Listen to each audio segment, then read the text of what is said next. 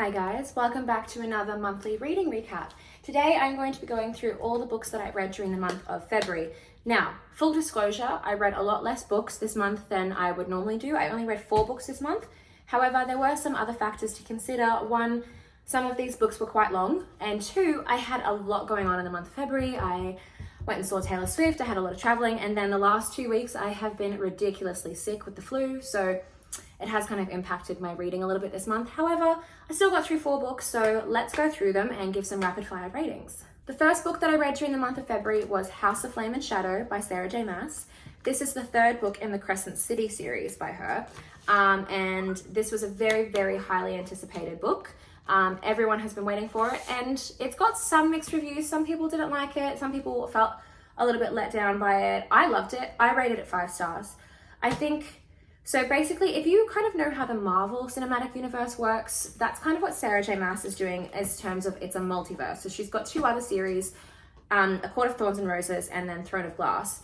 Now, and then Crescent City. So all 3 of these series are like a multiverse. So they're all in the same universe or world, etc. And they all kind of overlap. And in the 2nd book of the Crescent City series, we saw characters from ACOTAR overlapping with characters from Crescent City.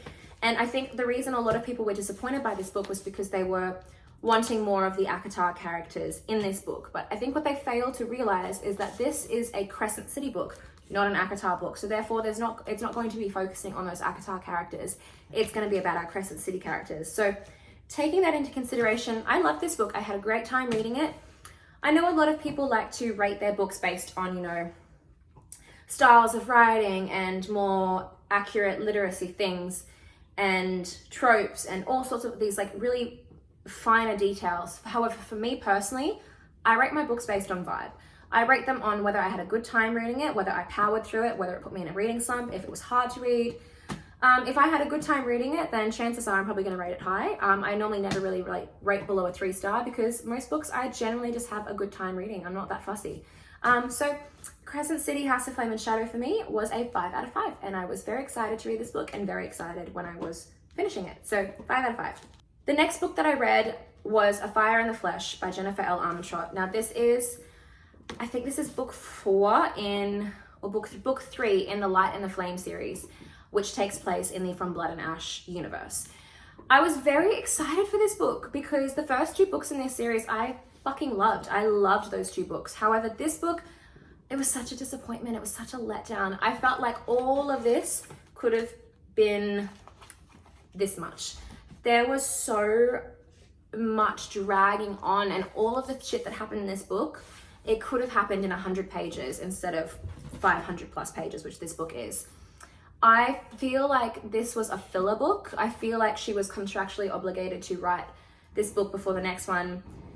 And sorry, excuse my dogs in the background. I feel like this was a bit of a filler book. I don't know if she was contractually obligated to write this book as well as the next one that's coming out, but all of the shit that happened in this book was so boring. There was barely any action or plot development, and it could have been summarized in less than 100 pages than what this book is. And I found myself skimming a lot of this book. The last sort of 150 pages, I skimmed majority of that because it was so boring and I just felt like it wasn't relevant, and it just droned on. Like, it just was information that didn't need to be there. And that was very disappointing because I love this author, I love this series, and I love these characters.